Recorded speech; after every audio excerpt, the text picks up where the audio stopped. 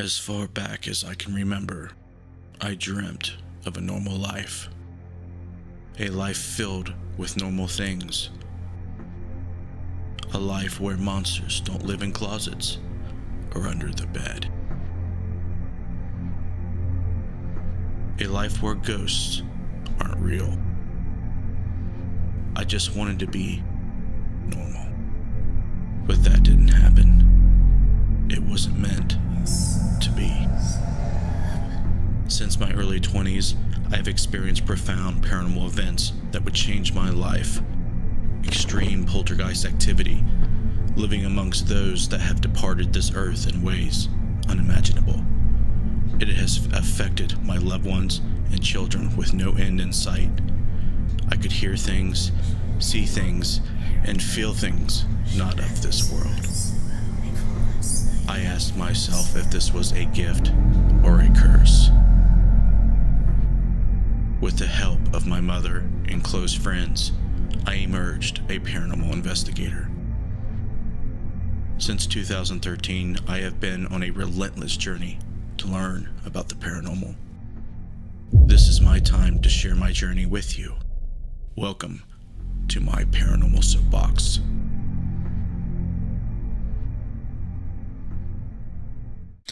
Hello, and welcome to my Paranormal Soapbox. I am your friendly neighborhood ghost hunter, Justin Brown, and I am presenting episode 52 to you, ladies and gents, this evening. And we're going to talk about something a really good fan and follower of ours named, I hope I don't butcher his name, I think he pronounces it Cesaru Unzueta. Okay, he's from California. And the last soapbox we did, I was talking about, the ethics of ITC and using people's names and publicizing certain things about the deceased. And he had brought up that he doesn't like knowing the history prior to an investigation. So you don't have to worry about using names. And that's actually has been brought up to me multiple times. And it seems like that's a topic that not only paranormal investigators talk about, but skeptics and other people as well. So I thought it was an interesting topic. I threw it on the poll for our Patreons, and they voted for it. So they must agree. So that's what we're going to talk about. Knowing the history versus going in blind. Pros, cons. I'm going to tell you guys what I think, speak from my experience, and I want to know what you guys think. So please let me know what you guys think of this. And thank you very much for joining me. Please feel free to share this on social media platforms, on YouTube, Facebook, whatever you're watching on. Get this shared out there. We need as many viewers as we can so we can learn more from each other and reach a broader audience. So thanks for joining us. We have our typical partners in crime, Missy and Jess, with us tonight. Are you girls ready? I'm ready. Missy's ready. I'm ready. Jess is ready. All right. So what we're going to do is talk to the people that may not have watched this show before. If you're new, thank you for joining us. This is how it works. I'm going to talk for about 10-15 minutes about what I think about the topic. And then we're going to do shout outs. If you want us to shout you out and make you part of the show, just at least comment hi or something. Just chat with the people in chat. We'll shout you out. And if you have any questions or comments that you want me or the girls to address on the show, be patient. They will be monitoring and watching out for anything, and we will address them after I give my little initial breakdown of the subject. So here we go. First and foremost, psychology is a huge thing when it comes to not only my paranormal research, but everything. Okay. The power of suggestion is a thing in the paranormal. When you go into a location wanting to be skeptical, objective, know for sure objectively if it's haunted, if there's ghosts, if there's what is claimed to be there. So it is actually a good idea to not know anything. So on that end of things, it's definitely a pro to go in blind. A lot of places and locations that are pay to play, so to speak, is what the term, the phrase that a lot of paranormal investigators and researchers use. operates in a way that they have somebody there that meets you and gives you a tour or gives you information. A lot of times they leave it up to you whether you want that information. Sometimes it's just baked in and a part of it. Okay. A lot of times locations are popularized on TV or on the internet, and it's hard not to know some of the rumors and folklore and ghost lore about the location. So it's hard to be completely blind about those locations. Okay. So the first thing I would want to bring up is being objective is easier when you don't know anything about the location. You don't know where the hotspots are. You don't know what to expect. You're in the dark. Your senses are on high alert. Not every little noise is not creeping you out.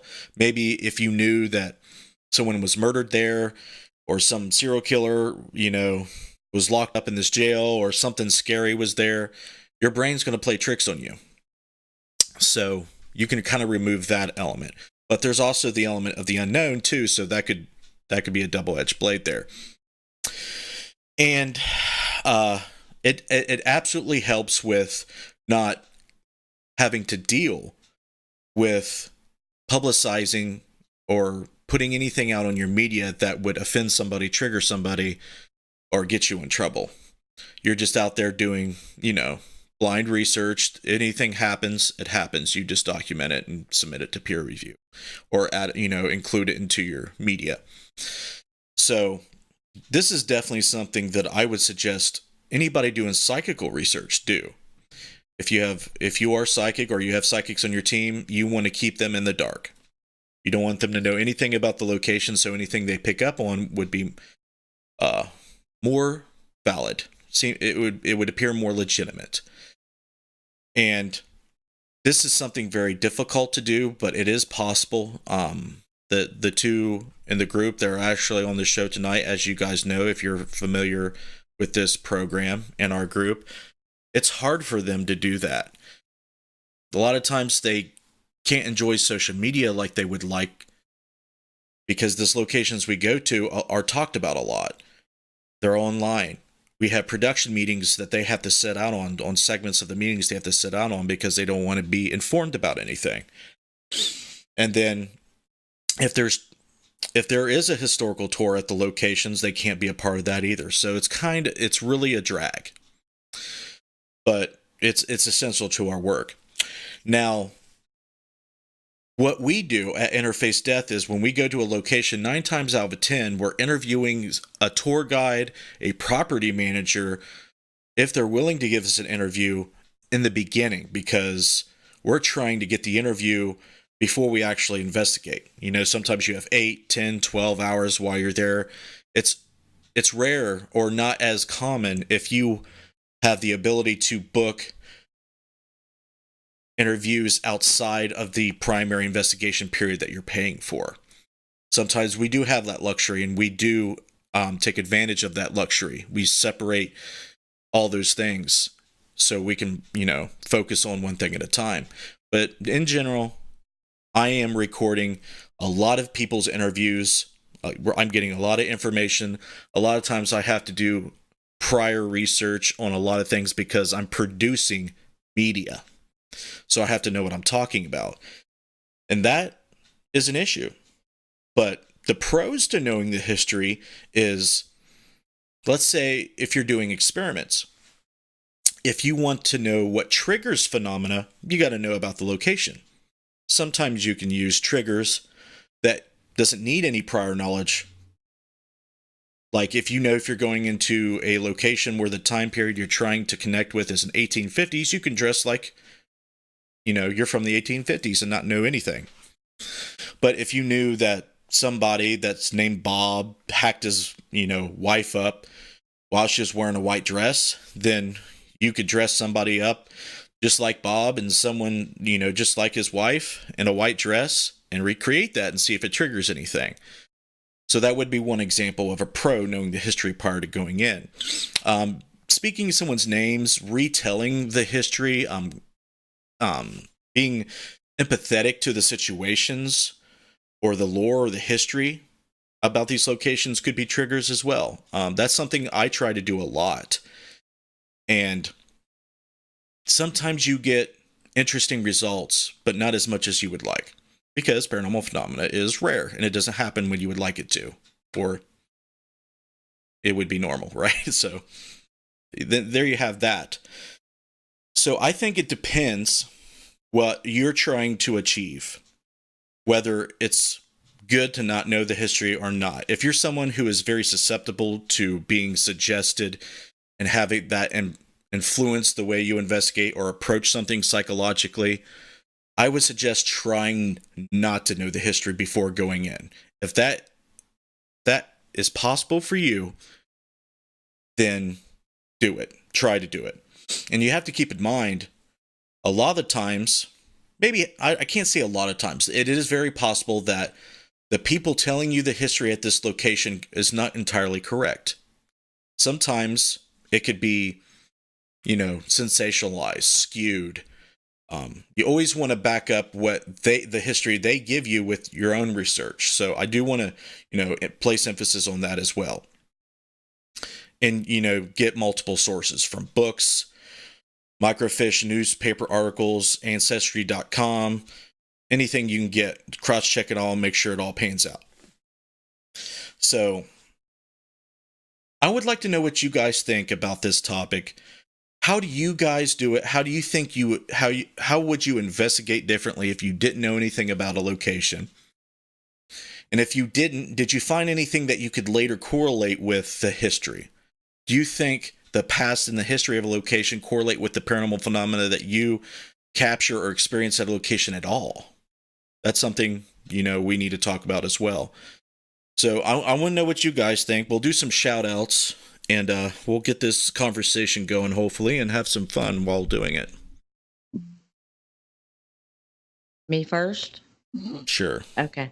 I have Sandy Griffith. I have Bill Davis. I have Alec. I've never known how to say her name, and I'm not going to butcher it. I have Heather Elliott. I have Derek Schreiner. I have Becky Compton. I have Paranormal Reporter, and I have Josh Bender. Can you spell her name that you can't pronounce? Matsu. Oh, Alex Matsuo? Yes. Okay. That's her.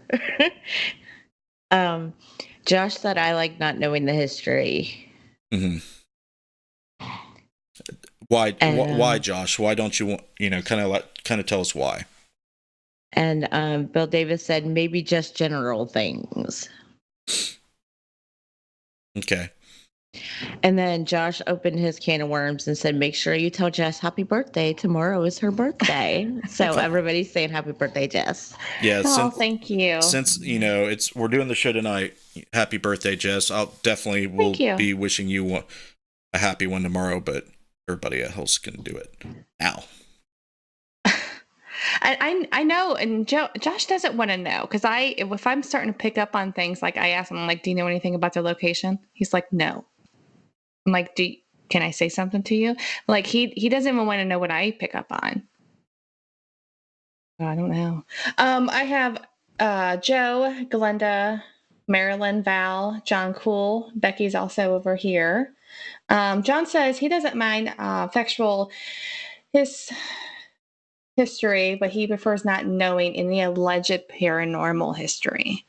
Right. So he doesn't want to, what everybody else has picked up on. Yeah, hotspots and all that. Becky said that some locations are so popular, it's impossible not to know something. Right. And then I yelled at Joe for keeping posting up stuff about Madison. But I mean, that's what, like, with me, I haven't been in the field very long. So I don't know about these locations. Right. That's what I told Becky. Nelson Nels just jumped on, and Heather said, there are a lot of advantages to going in blind. I'm not sensitive or psychic, so for me, I research like crazy. It also helps me feel more attached to the location and people. It also gives me lots of avenues to work with and make the most of my time there. Right, and I think from a psychic point of view, I definitely did that with Waverly. Like, I was like trying to figure out how I was going to connect with the energy. So I'm like, okay, I need to know exactly what, try to know exactly what they went through, what TB hospitals are all about, try to find every little detail and use that to connect. Some people, they just want to connect with whatever's there and try to figure it out that way. And I honestly think that both ways are okay, as long as you're able to separate and distinguish what is not influenced by your imagination or power of suggestion. I think if you go down the death tunnel at Waverly Hills knowing that, hundreds and maybe even thousands of people were transported through there after dying, if you get the chills or if you get this weird sensation, you're telling yourself in the back of your head, is this because I knew what this hallway or this tunnel was used for? You weigh that in your mind.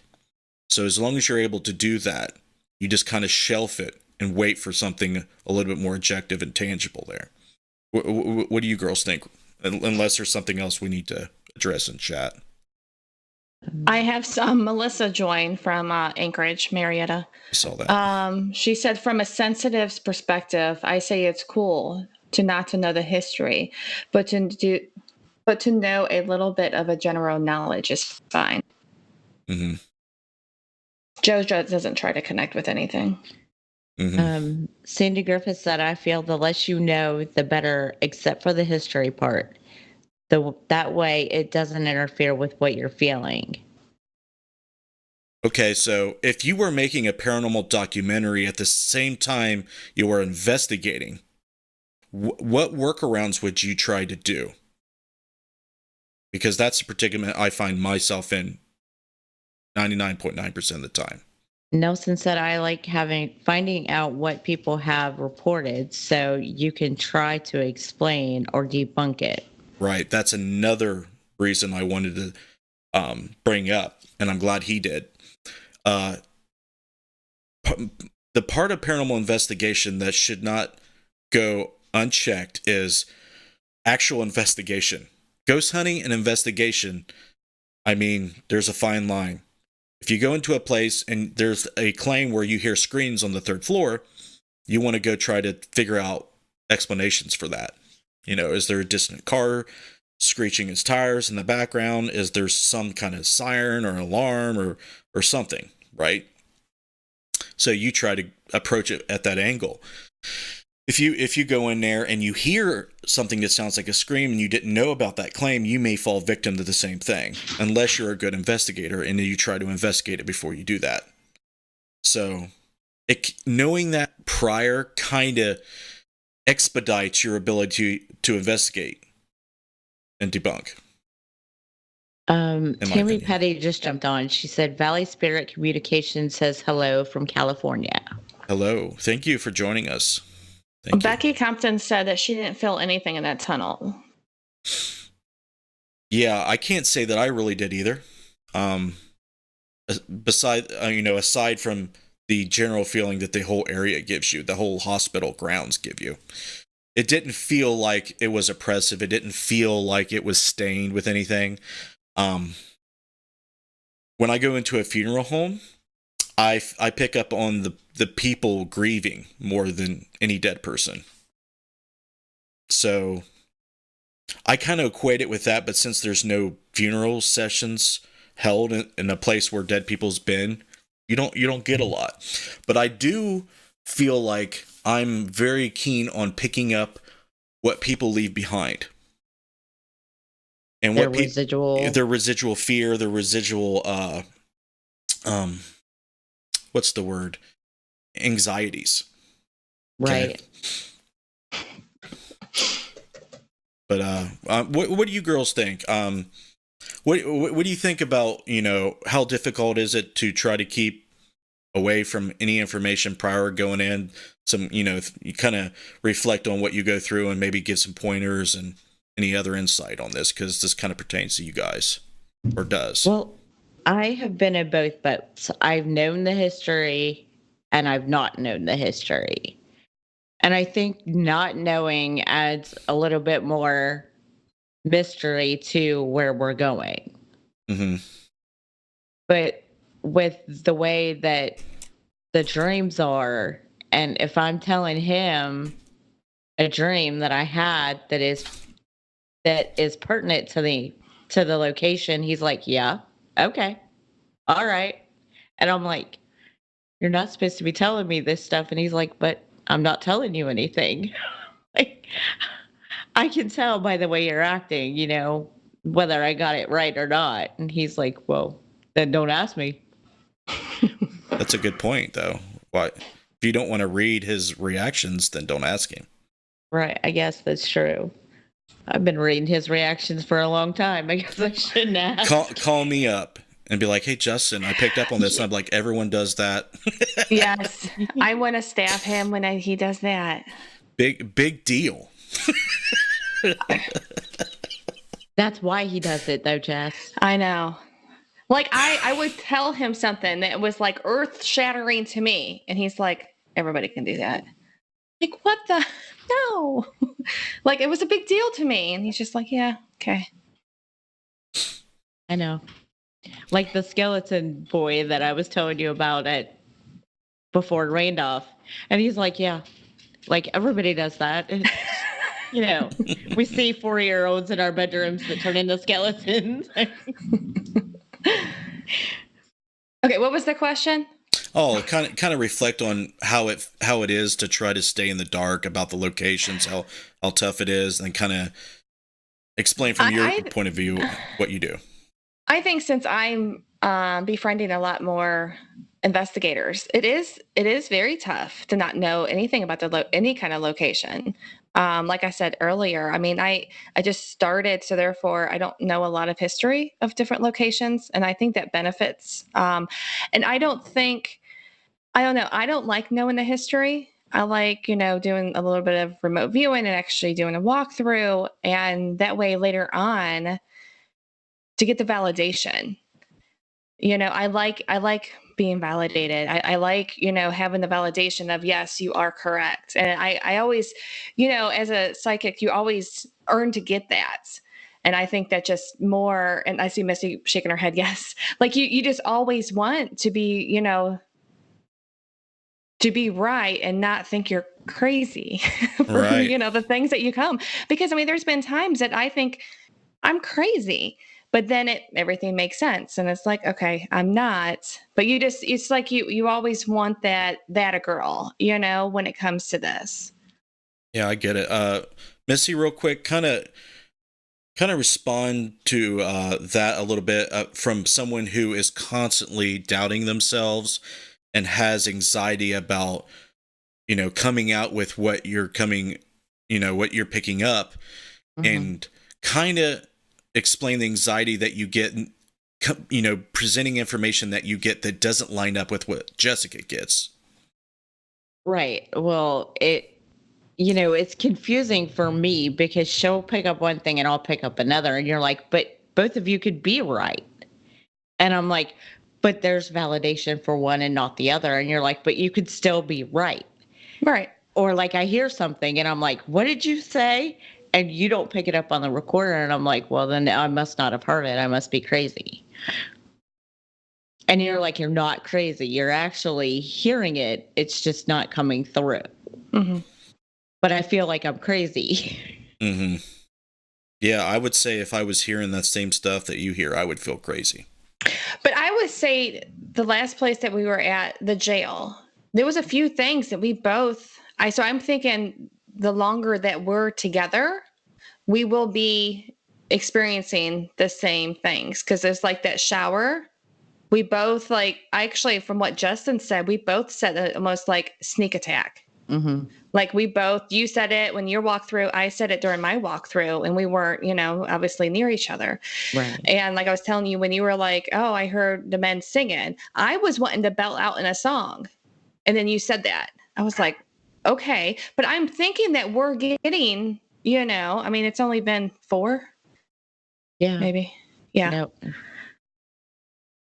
Has it been 4? Rhodes, yeah. Anchorage. Well, the jail, 3. We've done 3 so far. Yeah. Madison's 4th. So from just an investigator's standpoint or point of view, it is really nice to know some of the paranormal claims, like, Nelson said and I brought up in my intro, so you can actually investigate what people, kind of like what we did at the jail. Me and Derek going in, it's like, I really want to take a long exposure photo to debunk the David ghost photo, which I do believe that it is an actual person, but just when they took the picture, they just moved, and the long exposure caused like a ghost-like image. It has a shadow. You can see a highlight on one side of it, like the light coming in from the window is reflecting off something physical. Because based on my very limited knowledge of ghost-like entities, they don't do that. They don't reflect light off of it like normal mass does. But see, I can't be an expert or know for sure. So you try to recreate as best as you can, and you try to debunk as best as you can. But a lot of times it's 50-50. You really can't debunk something completely all the way.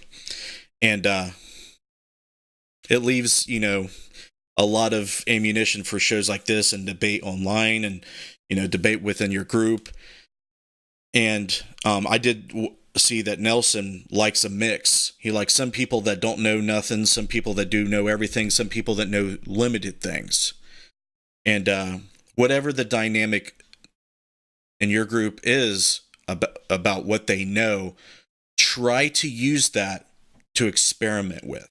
And I want that to be one of the big takeaways, is just like what Missy and Jess said just a moment ago. When they're together, the more and more that they're together, the more and more their psychic impressions correlate.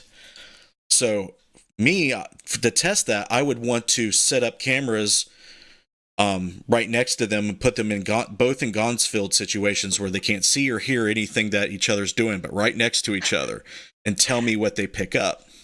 How many more things are you going to use Missy and I as a guinea pig? Well, we just keep saying things, and he's just like, yeah. I know, I'm done. I'm done saying anything. But I mean, there's times that Missy picks up on stuff, and I sit there and think the same thing. I want to hear that. I want to be able to, experience what she's experiencing. But like I said, the jail, it felt like we were, like it was starting to we were collide. pretty in sync. Yeah. So tell me this. If I were to say, okay, if Missy said, oh, I felt something down there, and they said it felt like masculine and so on and so forth, and I said, yeah, I felt the same thing, would you be skeptical about that if I said that, or would you feel even better if I told you I felt the same thing after not even hearing what you said? Which would be better for you guys? I get it. No, if you guys, neither one of you guys, like, told me that you one of the other, and I get it. I get it. Right. So that's what I'm trying to do. I'm trying to push it, find ways to make sure what we're doing is, what our intuition is telling us. Because like the shadow person in the basement at the Bel Air house. Exactly. With me and you. Mm-hmm. But Missy and I are two different types for the most part. Well, we're all different, if you want to get to that. Right. But I just think, like I was, stating before, like, I think the last location, like, we were on the same, she was still experiencing more things. And I was like, I want a little bit more, but do I really? Well, what's interesting, I know we keep on getting on the psychic thing on the show, but because I have two psychics on the show, but what's interesting is, however a psychic will connect with a location prior to going there may dictate what they pick up on for the rest of the night. It may change, it may not. But what I see with Missy most of the times is sometimes it will change at a moment's notice. And with Jessica, it's usually what she connects with initially. Mm-hmm. So that is something that I try to consider when I do the experiments or when I use you guys in an investigation. And, we've talked about before one-on-one from the both of you, Missy feels more comfortable and has more of ability during the investigation with coming up with things. And Jessica's just sitting there like, we were talking about that the other day too. It's like she remote views it, and then when she gets there, she can't pick it up. So what I think we should do with Madison Seminary is not let her remote view it, like not even show her a picture. And then when we get there, see what she can pick up. I'm open to it as long as she is. Oh, it doesn't matter to me. Do you know what I mean? Let's flip roles. We'll see what you pick up initially, and we'll keep her in the dark until she gets there. Okay. Wait, so I would be the remote viewer. And you would be I'm going to go on a call with Missy and see what she can pick up on. And we're not going to do anything until you get there. Okay. Might as well, right? Do we have any? So I'll just start writing stuff down now because I've been getting stuff. Okay, we'll go ahead and do that. Truth says, can we just talk about decorating Josh's beard for the holidays? No. He will not let us. I have tried. And the thing is, I hear the vacuum in the shop, so Josh will only actually hear this. I have tried. I wanted to put little hearts in it for Valentine's Day. He wouldn't let me. I wanted to put little Easter eggs in it for Easter. He wouldn't let me. Don't even go there. Becky says, Jess is thinking it's not a good idea because Josh would beat us up. Missy. Jessica would be the one to beat you up. Melissa said, I think mediums are different than how they receive things. Some get so much while they don't, and while others don't. Thankfully, I'm the only sensitive at Hidden Marietta because I can focus on my own wavelengths. Yeah, that's a curious statement because a lot of times I've heard from other metaphysicists that other psychics will mess them up. Do you guys have that problem? No. See, I don't think so either. But I told her, you have described the energy coming off of me as that of a 12-year-old girl, right? It's childlike, but not, in a sense that most people would think. It's very energetic. And it's energetic and innocent. Right. And she has a 14-year-old daughter who is energetic and innocent and, we got to do this, we got to do that. And I think that's why we work so well together because she's used to that energy. It could be. I just think Jessica's not a bitch. Well, you know what I mean? Too. Like she's accepting. She's accepting of other people's characters. That's right. That may not be like her, but if she's going to like somebody, she's going to like them for who they are. A lot of people will be like, "Oh, I don't like that person because they do something a certain way, and it's not the way I do it," and they're instantly turned off. You know what I mean? So they become very judgmental and they start reflecting what they don't like about themselves or are fearful of being like certain ways onto other people. So, Jessica doesn't do that. Even if she does do that, she tries to keep it in if she ever would feel that way. Like she's very conscientious about, making someone feel uncomfortable, being better than them or trying to compete. She's not about that. That's not what she's doing this for. So you're not going to get that. That's the way I see it. But the way I seen it was, she leaves her 14-year-old daughter, bright. We got to do this. We got to do that energy. And she comes into mine, which is the same energy basically. And she just thinks, okay, well, this is normal. Well, while we're on the subject real quick, Jessica it's not only that you're like energetic like a kid. You have other things that make you different too. Like you're very touchy feely. I want to do something with you, for you. And Jess is like, I'm not fucking touching you. I'm not touching you. You know what I'm saying? There's a contrast. Missy would, if Missy sees someone in pain, she'll go over there and want to help them. And Justice is like, that must suck. He's full of shit. Okay. I'm not that bad. I know. I it's not like you don't care. You know what I'm saying? You're just, you're different in that regard. I'm not a hugger. Right. Like I'm not, and I'm not. I have been learning to accept that, and you're right. I mean, I'm not. Yeah, it's like I have a bubble. don't pop it or I'll pop your face. Josh is trying to say that you are competitive, but I know that you can be. It's just you choose your battles, you choose your competitiveness when it's appropriate. Him, I'm very competitive. Mm-hmm. But that's about it, though, because he thinks he's, He big thinks Mr. he's all that in a Beard bag man. of chips. I know. Because he's got this big old beard hanging off his face and no hair. So he was betting my daughter, and obviously it's a no-brainer. He bet her $100 because, she had physical therapy today. She messed up her shoulder playing softball, right? So she's joking around. She's like, I'm so beef. I'm bigger than Josh now after one day of physical therapy. She says, look, I'm going to rip through my shirt. I mean, she's at the physical therapist saying this. And so she's teasing. He says, I'll bet you $100 that you're not. He's the competitive one. Obviously, her arms aren't You don't have to tell me, okay? Josh is not indifferent from anybody else. Everyone is like this, okay? They don't want people to know that, they hate something or are irritated by something. Like if a girl comes along and she's got all this makeup on and she's all dolled up and prettied up and trying to get attention, he'll be like, ugh.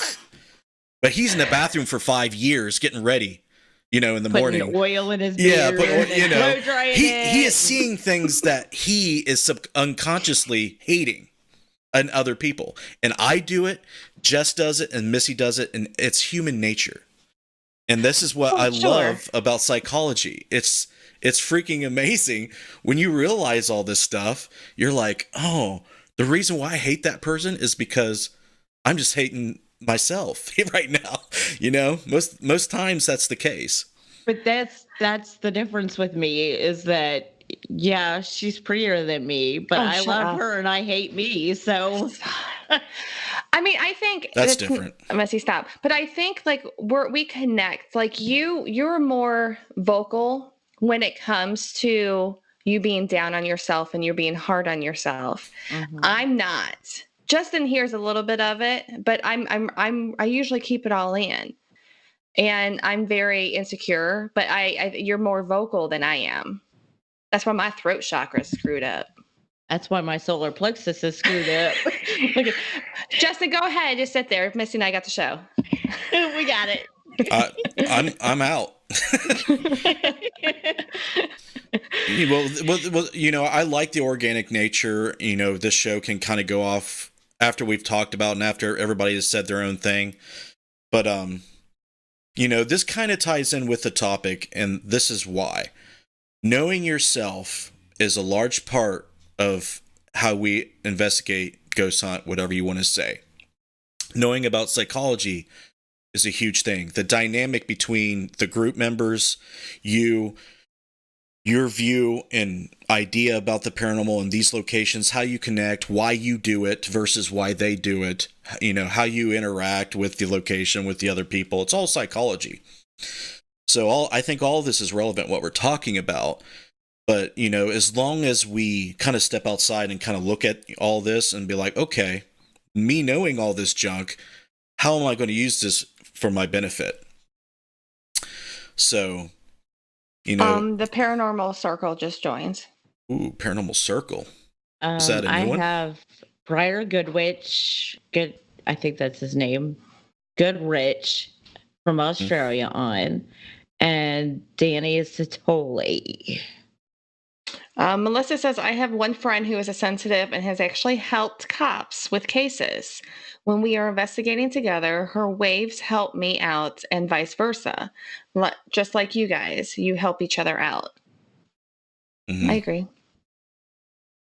Yeah, and, a lot of times we'll just help each other out on a normal day-to-day, basis, with some things. Sometimes, we don't. Just because, being on the phone and, we're so long distance, it can, disrupt your day if you're constantly, going internal and like connecting with somebody on certain issues. So you sometimes you have to go it on your own. But every once in a while, we'll connect wavelengths, like she said, and help each other out. And that's cool that she's, that people can help cops, and they're kind of open to what psychics would have to say. Yeah, because we've talked about that, and a lot of times, a lot of people won't help out with that. Help because out then they with. have to explain why, just in case they don't believe in that kind of thing. Then they have to explain why of how they know that information. Right. The cops just treat it as a lead with a source that is not, exposed or publicized or whatever, is anonymous. They treat it as an anonymous lead, and that's what they should do. I'm going to go ahead and ask. Derek answered the question for her. Tammy Petty asked, how do you feel about having a medium be a part of your team? I like it. And he told her, he said, actually, Missy, Jess, and Justin have abilities. They do too. Everybody does. Most people just don't trust it because they think it's their imagination. Right. Or they completely block it off altogether. Everyone has abilities. Sorry to break it to y'all. So everybody can do it. So he's not lying to us, Missy. But I still want to stab him in the face. Yep. Like, I want to get a t-shirt made. That's a quote. Everybody can do it by Downtown. Yeah. I just had Michelle Williams jump on and Chris Sanders jump on. What's up, guys? Yeah, even animals. I mean, sometimes animals, like the way they communicate is like so empathic and so telepathic that, I've watched documentaries and shows that veterinarians and animal empaths and animal telepaths, they kind of describe how they communicate. And I'm like, oh, that's so deeply interesting. We use those abilities when we talk to people on a day-to-day basis and don't realize. Most people don't realize. They're reading body language. They're empathically picking up on things, the synchronicity of things that come up in the universe and connect to, unconscious patterns in the universe all the time. Paranormal reporter said, I ain't trusting my imagination and manifesting Frankenstein or something. I wouldn't trust Bill's imagination either. Me either. I don't even want to Love see you, that. Bill. Love you, Bill. Yeah, he's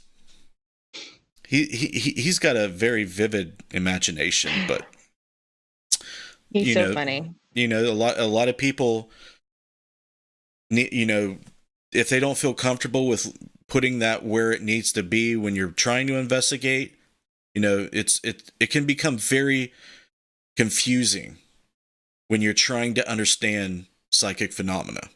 And that is completely understandable by me because I've struggled with it for a long time.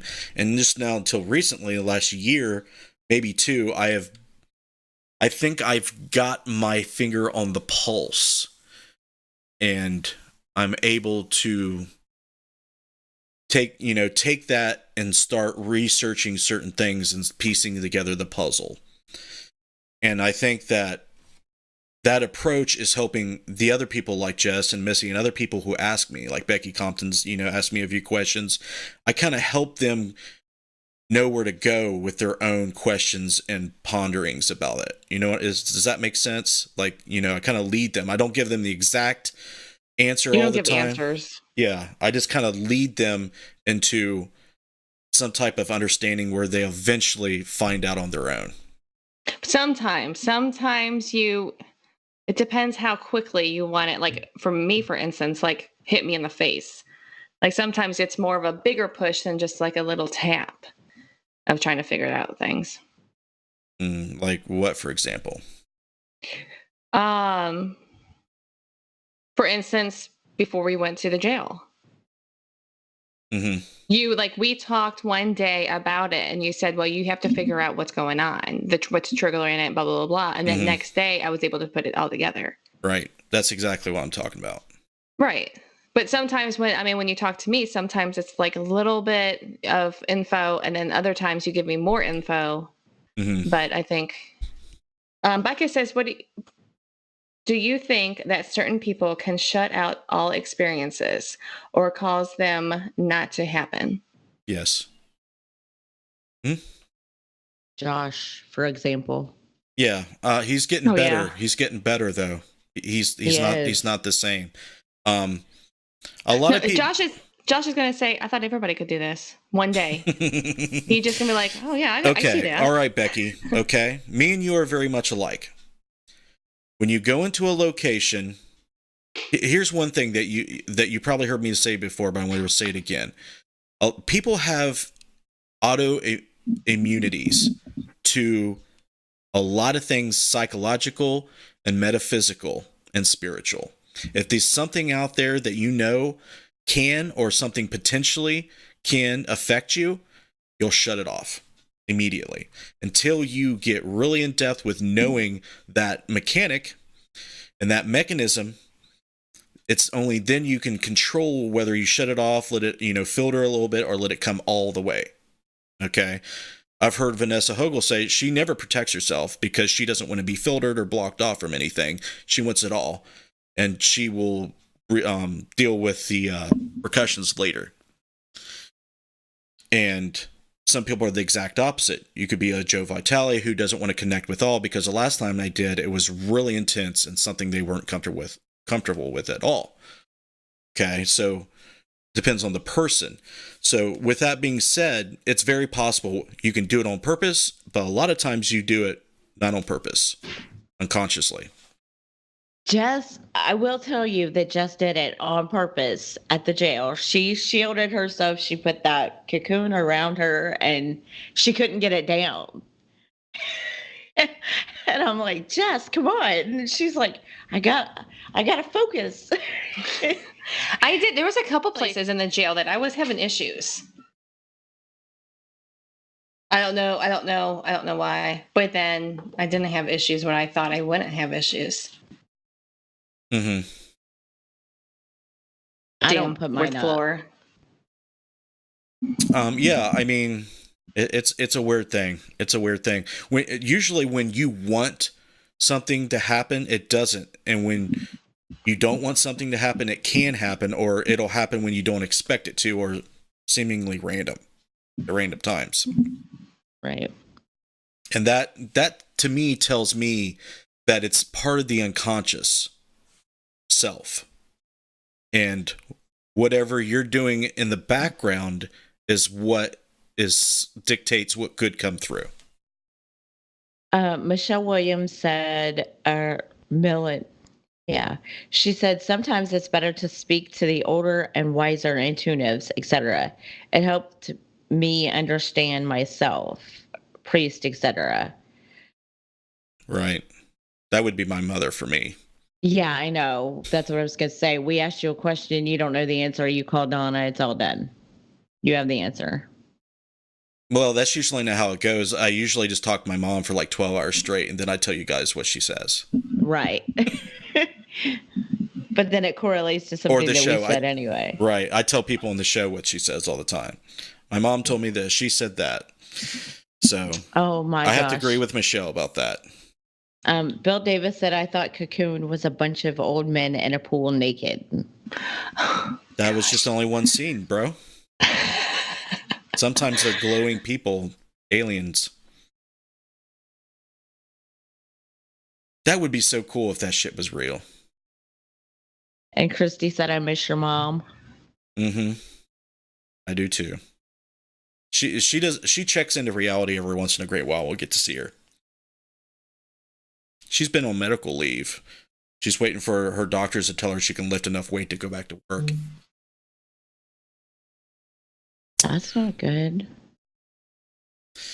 Oh, yeah. We were Anaheim Paranormal. We were just talking about this show.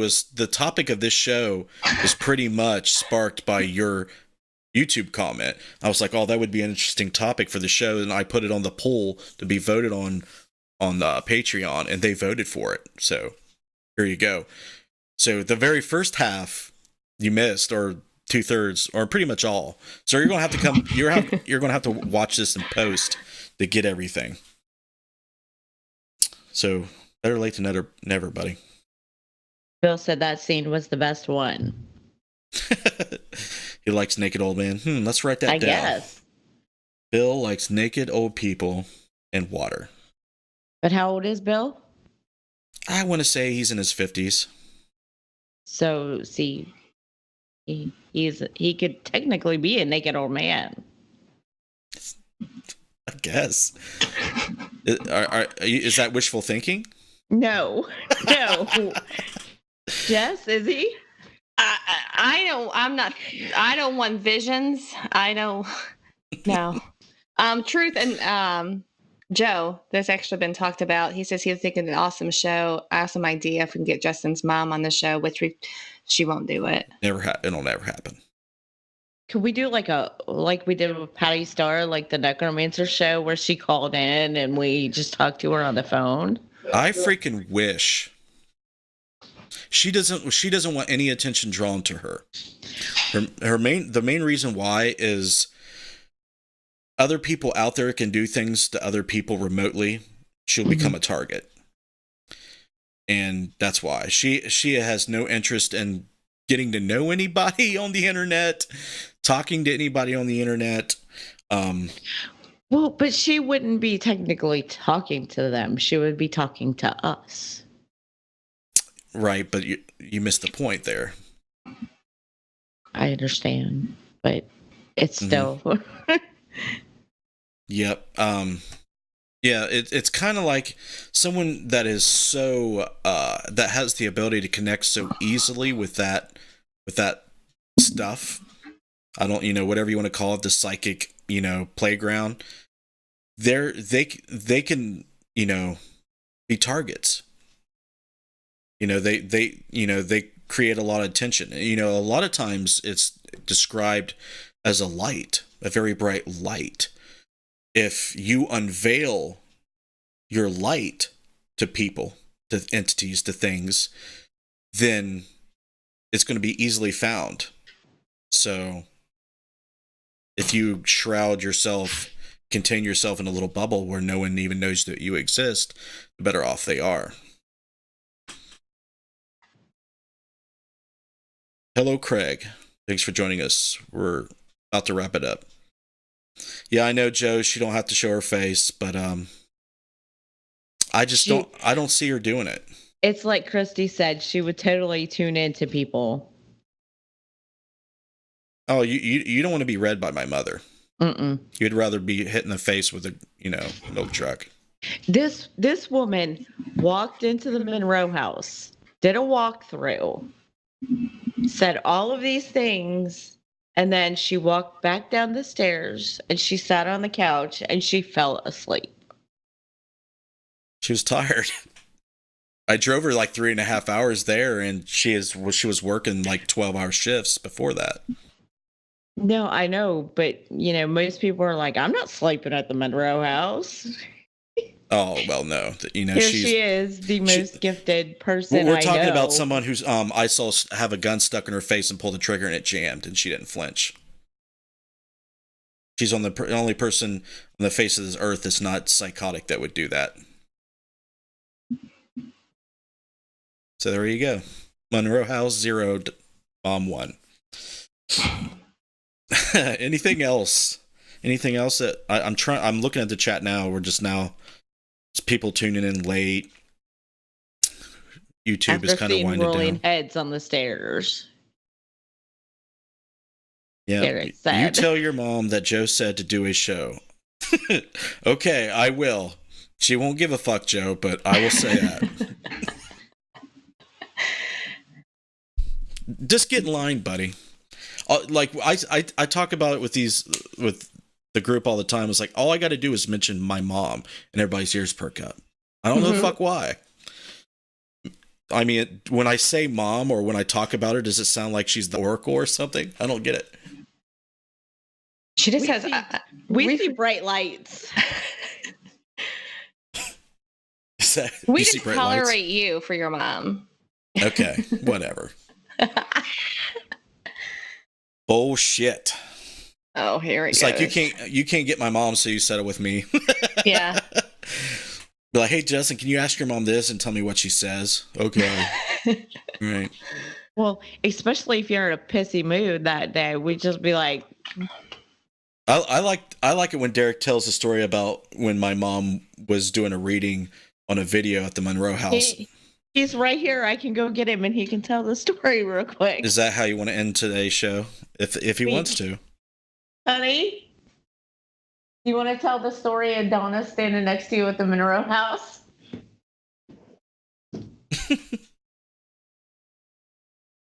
Like, I don't know. Like, if I had that many like strong abilities, like, would I just mess with people? No, you would live in the middle of nowhere as a hermit. No, That's what she does.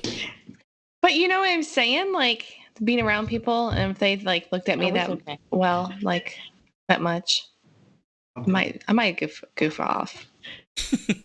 Greg says, "How do you get the text to show the Facebook and YouTube logo on the video as well as the messages?" It's called OBS, Craig. Open Broadcast Software. Hi, Derek. Hi, I'm trying to fix this light. That's a little bit better. Yeah, it was falling down, wasn't it? No, it's blowing me out. Oh. I didn't like it. I like it when you blowed out. You would not believe how many times a day I get asked by the guys at work if I'd had a ghost stick something on my butt yet. Had a ghost what? Stick something up my butt.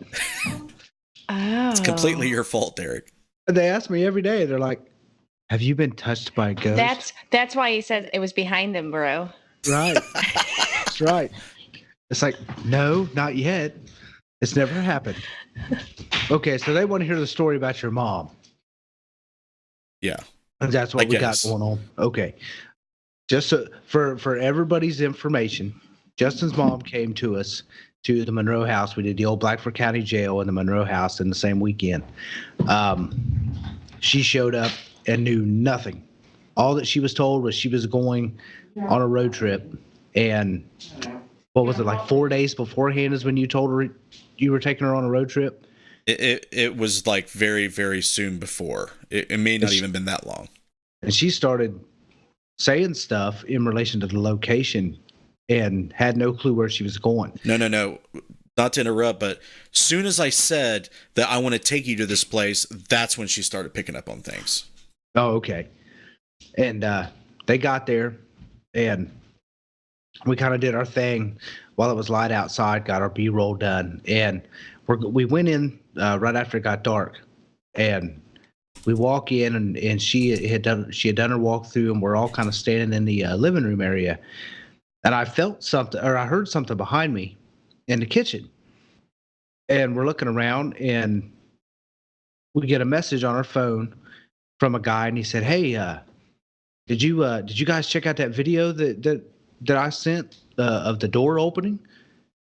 And I'm like, "Yeah, I think I've seen that." And Justin's mom was like, "Well, let me see it. I want to see what this video is." So we pulled it up on my phone, and she was standing right next to me, probably not even 3 inches away from me. And I'm showing her this video on my phone of the door opening in Monroe House that I had on my phone that a guy sent me. And she watches it once, and then she says, "Let me see that again." And she watches it again, and she goes, That's actually opening. Something actually opened that door." She said, That's not wind. You can hear the latch click, and you watch it open." She said, "I know for a fact something opened that door." She said, "Let me watch it again." And as it's playing the third time, all of a sudden, from my feet start tingling real funny. And I'm kind of standing there, and I'm thinking, well, that's odd. I haven't been standing here very long. My feet shouldn't be falling asleep. So next thing I know, it's moving up my legs. And this feeling that I had in my feet is now at my knees, and it moves up to my hips, and moves up into my torso. And then all of a sudden, it shoots down both arms. And I mean, my whole body become a tingly, vibrating, cool feeling. And she turned and looked. I didn't say nothing. I was just standing there, and I'm holding my phone, and I'm thinking, this is some weird ass shit. And she turned and she looked at me, and she said, "You feel that, don't you?" And I'm like, yeah. What's going on? She said, "That's me. I knew you felt it. That's coming off of me." And I mean, I could feel the energy and the vibrations coming off of her while she was reading this video. And it was the coolest thing I have ever experienced. because it's just, it envelops you. Once it starts, it started from the bottom, it worked all its way up, and once it got to my head, it's like it enveloped my whole body, and I was just shrouded by a tingly, cool, weird sensation. It was the neatest shit ever. It's almost like getting down, stepping in to a bath, a spiritual bath. Yeah. And for me, it always starts down there and comes up every single time. It's Really? always like that. Mm-hmm. That's neat. Well, see, and I think that could have something to do with the fact that she's drawing from the earth as she's standing there. She's drawing from the earth the energy up into her body as she's doing these readings. Because I mean, you walk into a room and your mom's in there, and it's like instant calm. You could be having the worst day ever. You could walk in there pissed off as all get out, and you're instantly calm when you walk into the room when she's in there. Mm-hmm. Absolutely. Her voice in the videos, I mean, it's... Oh, yeah. It'll put you to sleep. Yeah, it's like comforting, even though she's like, there's rolling heads coming down the hallway. Oh, yeah. I'm like, oh, but there's, oh, Right. like, I mean, I don't know. It's so relaxing to hear her voice. Yeah, because when I listened to it on the computer, because we were all talking about it, I finally listened to it on the computer and I heard the noise, and I'm like, holy crap, you can actually hear the rolling heads going down the stairs. And then in the same instance, I'm like, that's so cool. I know. You're just like, oh. She's got something else going on. Check this out. And it's the same way when she did the jail. When she did the walkthrough of the jail, you just you melt in your seat. And you're like, I can't quit watching this. Yeah. I mean, we could probably talk about her for another hour, but let's go ahead and wrap this up. Thanks for sharing that, Derek. And no problem. Thanks, Jess, for doing what you do each and every time we do this. All right, guys. We're probably going to do a 2-hour freestyle as long as it's okay with the patrons next week. That'll be one that they vote on. So maybe we can get more into my mom and other weird things that we experience. But thank you very much for joining us each and every week. It means a lot. I say that every time, and I mean it every time. And please get everybody else. See if anybody that you know that would love to interact with the show. We try to make it interactive. We try to make it your show. So the more the merrier. Spread the word. I want everyone in this chat and watching right now to help me connect with others about not only the show, but what we do. Okay. Kind of plug everything that we do to help us out. It's the best way you can help us out.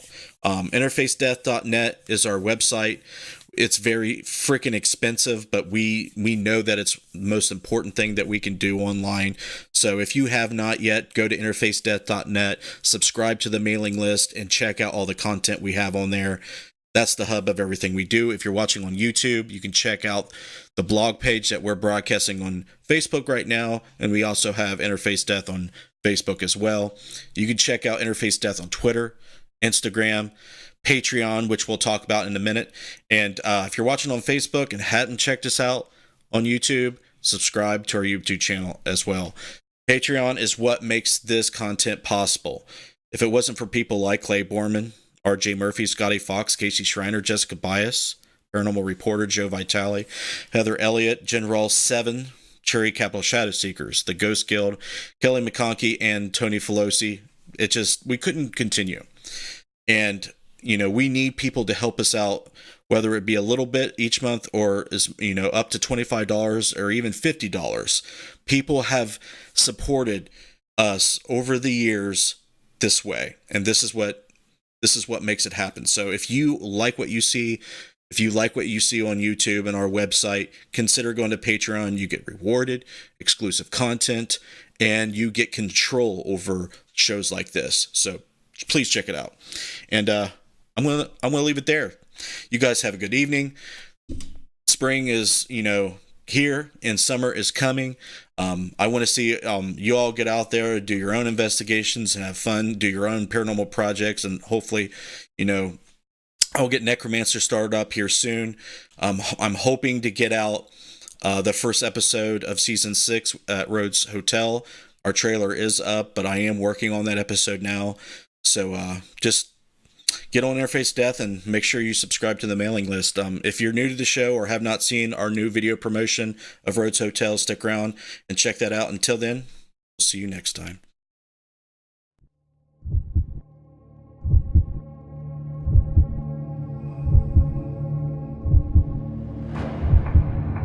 Do you have that drive?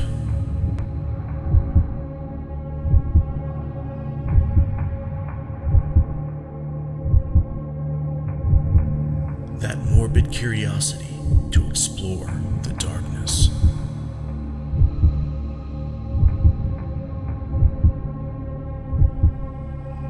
Do you have what it takes to brave the night? You do? Good.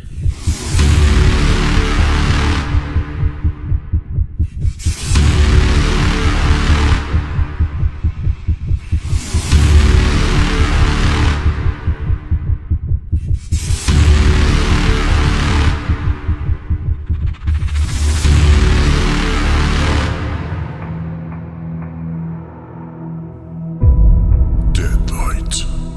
For those who aren't afraid to see what lurks in the night.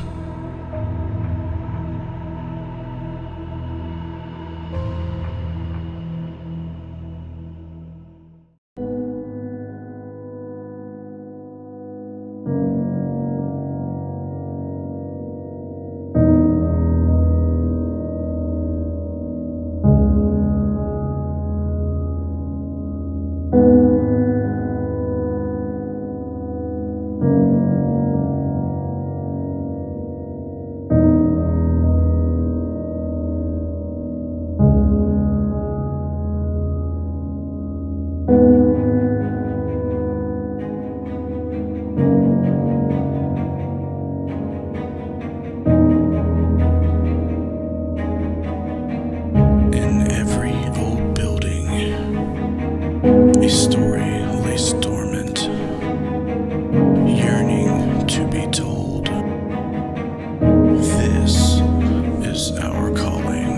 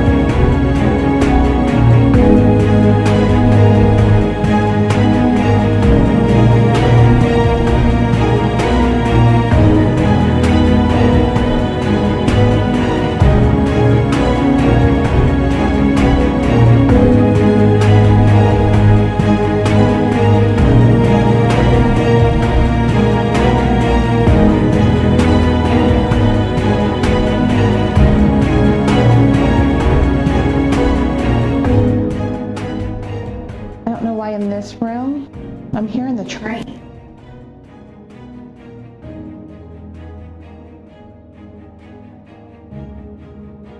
I just heard something. It feels like it's train. Non-stop. I don't know why.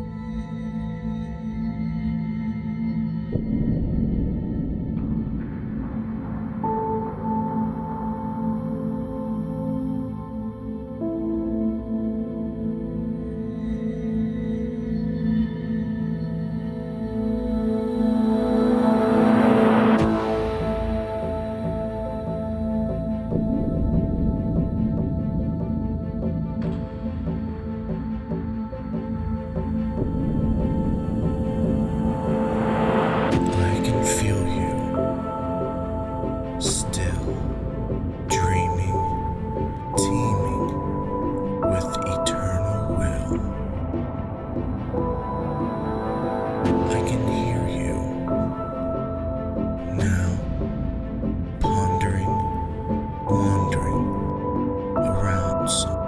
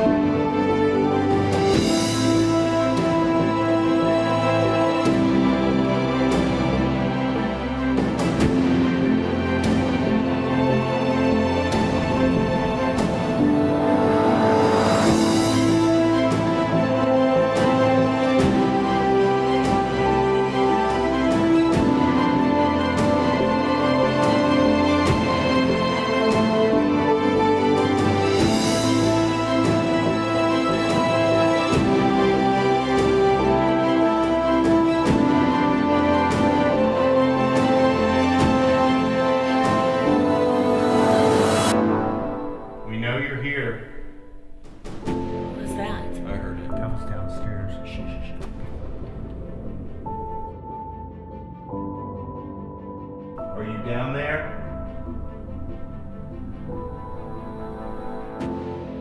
Not afraid.